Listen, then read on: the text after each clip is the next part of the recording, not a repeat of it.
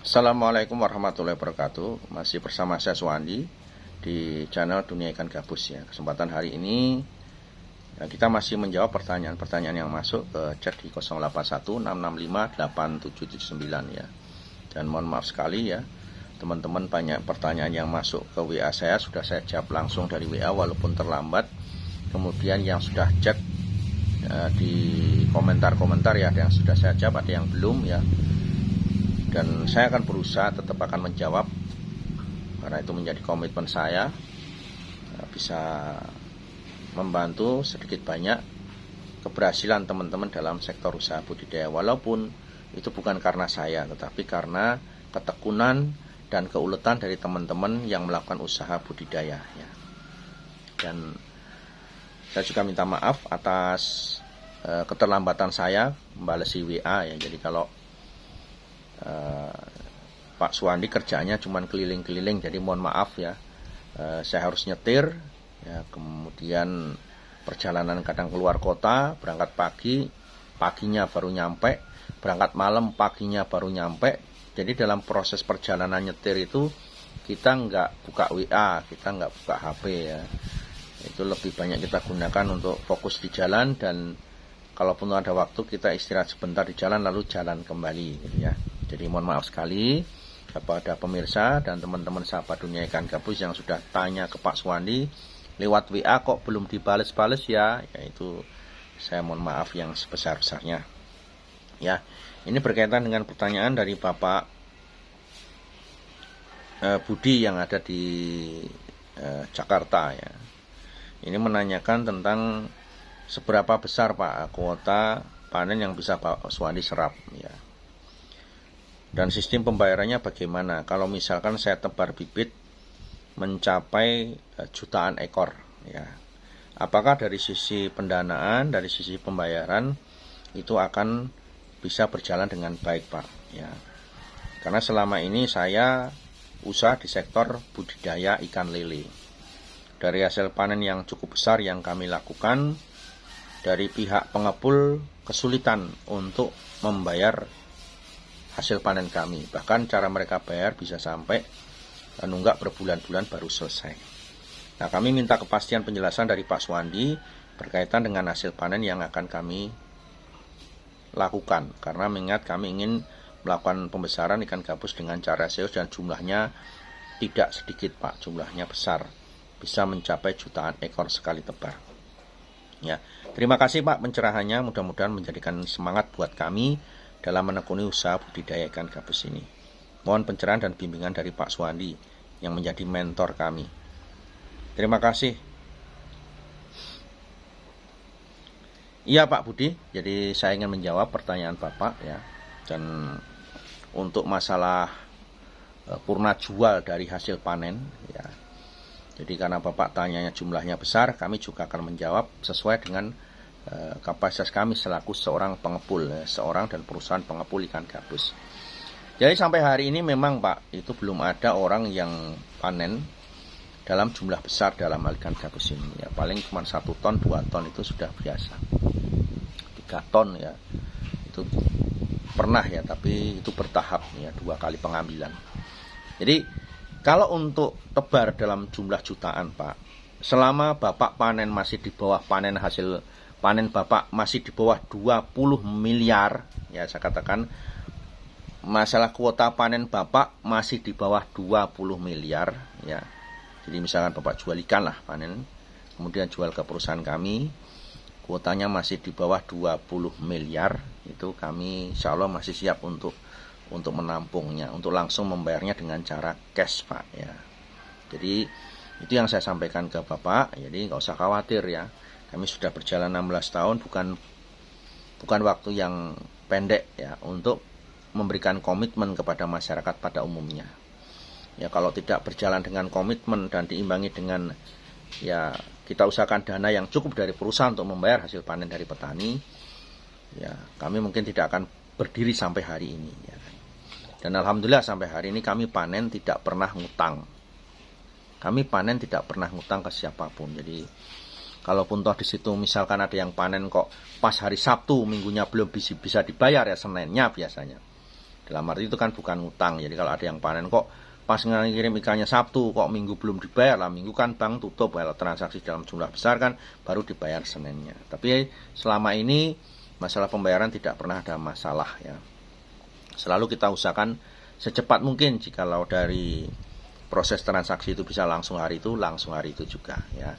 Jikalau itu berhubungan dengan pihak bank harus ada jeda hari ya, tentunya kita akan mengikuti prosedur dari pihak bank.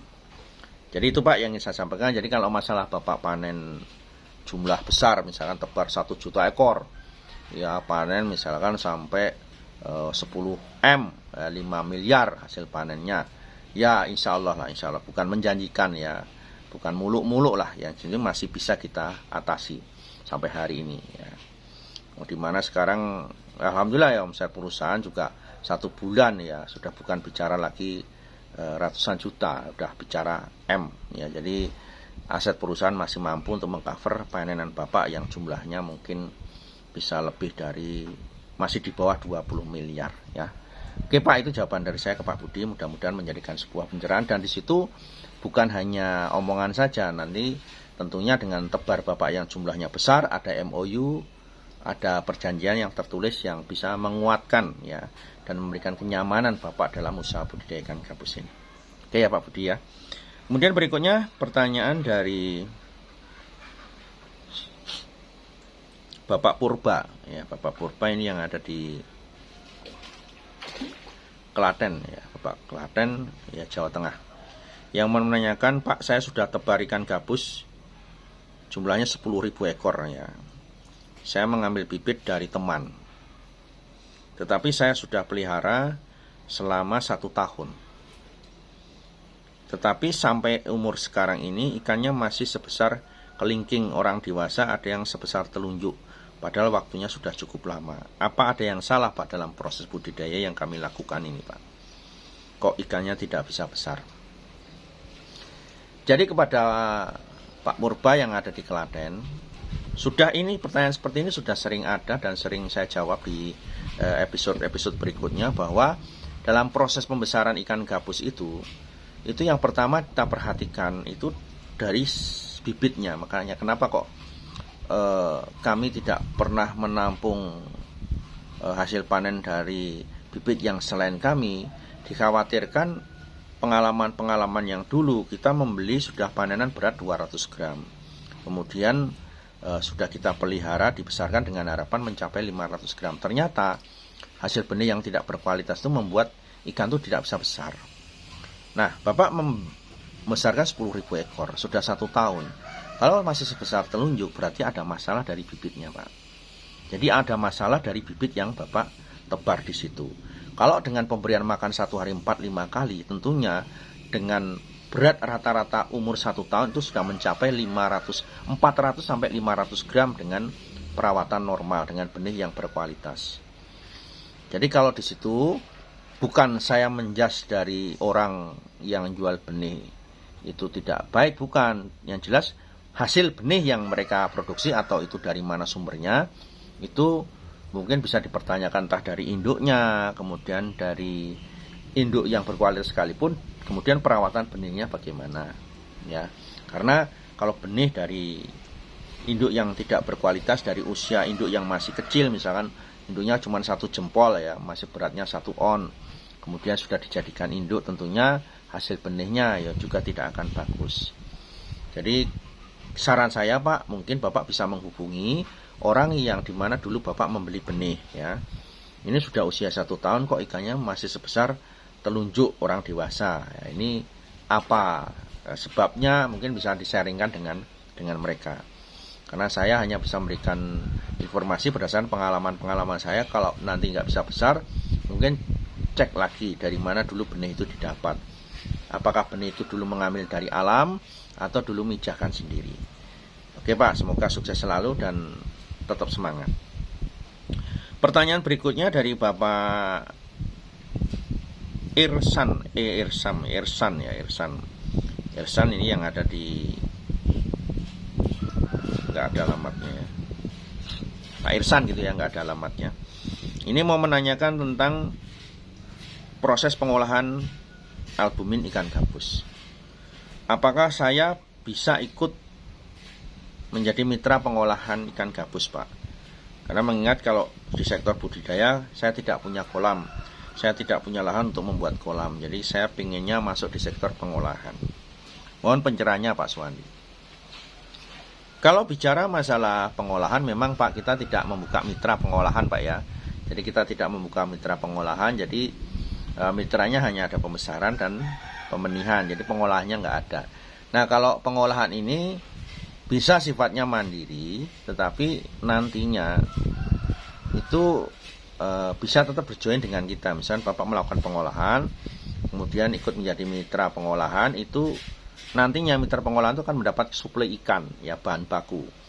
Karena kalau sekarang yang terjadi ini, Bapak Ibu bisa produksi, bisa beli mesin, bisa beli peralatan, bisa ngurus perizinan usahanya, ya dengan izin pengolahan. Tetapi nanti pada saat pengolahan tidak punya bahan baku. Jadi di sini kami sifatnya kalau di sektor pengolahan hanya bisa membantu menjadi mitra supplier ya, menjadi pengolah supplier ikannya bahan baku untuk pengolahannya aja. Oke ya Pak, nanti lebih jelasnya untuk di sektor pengolahan bisa ikut pelatihan pengolahan albumin dan minyak albuminnya aja Pak, biar nanti lebih jelas masuk di sektor pengolahannya. Oke, jangan kemana-mana, sukses untuk teman-teman semua sahabat dunia ikan gabus. Kita masih tetap akan mengulas masalah usaha budidaya ikan gabus ini, sehingga para pelaku usaha budidaya ikan gabus bisa menjadi lebih sukses dan lebih berhasil. Oke, assalamualaikum warahmatullahi wabarakatuh.